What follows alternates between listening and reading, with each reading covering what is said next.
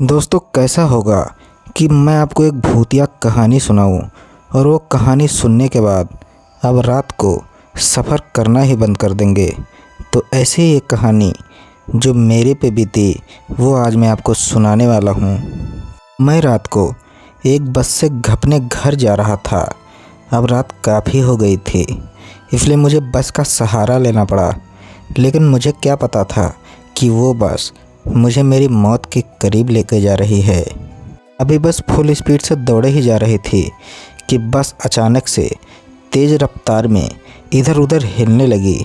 जब सबने नीचे देखा तो उन्होंने पाया कि बस का टायर अब पंचर हो चुका है। दोस्तों, मैं भी उस बस में चुपचाप एक कोने वाली सीट पर बैठा था। अब बस का टायर पंचर हो गया था, इसलिए ड्राइवर ने सबको नीचे उतरने का इशारा किया। ड्राइवर ने कहा कि अब बस यहाँ से आगे नहीं बढ़ सकती है, इसलिए सबको यहीं पर उतरना पड़ेगा। सब लोग बस से नीचे उतर गए। उन सब लोगों में एक मैं भी था जो कि उस बस से नीचे उतर चुका था और मेरे यही एक जीवन की सबसे बड़ी गलती साबित होने वाली थी। दोस्तों, उस जंगल में दूर दूर तक ना कोई मकान और ना ही कोई झोपड़ी नज़र आ रही थी। अभी मैं यही सोच रहा था कि इतनी रात को भला मैं क्या करूँगा, क्योंकि अब बस यहाँ से आगे नहीं जाने वाली है। तभी मैंने चलना चालू किया और कुछ दूर आगे चलने के बाद मुझे एक टूटा फूटा सा लॉज मिला। उस लॉज की कंडीशन देख के ऐसा लग रहा था कि बरसों से मानो इस लॉज की मरम्मत ही ना की गई हो। दोस्तों, कहते हैं ना कि जब मौत सर पे मंडराती है तो दिमाग काम करना बंद कर देता है, और यही मेरे साथ हुआ। जहाँ सब लोग बस के पास रुके थे वहीं मैं रात को उस लॉज की तरफ अकेला चढ़ पड़ा, इस उम्मीद में कि शायद वहाँ पर कोई रहने के लिए कमरा मिल जाएगा। जब मैं उस लॉज के पास पहुँचा तो मैंने देखा कि लॉज चारों तरफ से सुनसान पड़ा हुआ है। मेरी सांसें भी मुझे डरा रही थी क्योंकि इतना सन्नाटा था। अभी मुझे लगा कि ऊपर कोई दौड़ रहा है। अब मैं डरने लगा था क्योंकि डरना लाजमी भी था, क्योंकि उस लॉज में मेरे अलावा मुझे कोई भी नज़र नहीं आ रहा था। ऐसे ही मैं सीढ़ियों से लॉज के ऊपर गया। मैंने देखा कि एक कमरा जो 9 नंबर का था वह खुला हुआ था। दोस्तों, मैं डरते डरते उस 9 नंबर के कमरे के पास गया।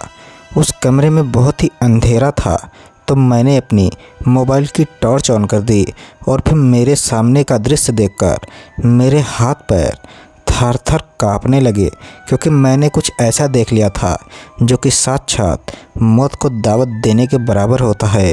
दोस्तों, मैंने देखा कि दीवार पर खून से लिखा था कि जो भी यहाँ पर आता है वह यहाँ से जिंदा लौट के नहीं जाता है।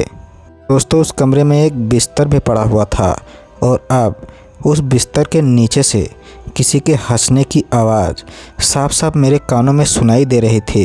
अब मैं डर के मारे वहाँ से भागने लगा, लेकिन जैसे मैं पीछे मुड़ा दरवाज़ा अपने आप बंद हो गया। अभी मुझे किसी ने पीछे से आवाज़ दी और जैसे मैंने पीछे मुड़ के देखा मेरे दिल ने अब मानो धड़कना ही बंद कर दिया हो।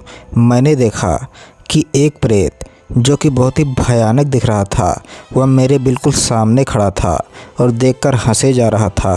तो मैंने हिम्मत करके अब चिल्लाना भी चालू कर दिया था, क्योंकि मुझे लगा कि मेरी आवाज़ बाहर तक अगर पहुंच गई तो शायद मैं बच जाऊं।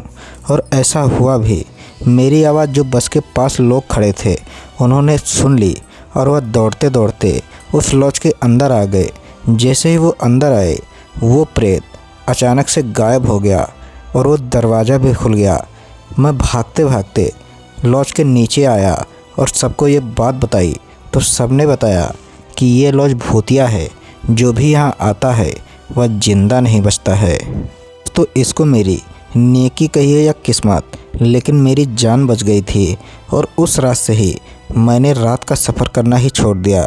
तो कहानी अगर आपको पसंद आई हो तो वीडियो को लाइक शेयर कमेंट ज़रूर करें। कमेंट बॉक्स में बताएं कि आप भूत प्रेत जैसी चीज़ों को मानते हैं या नहीं।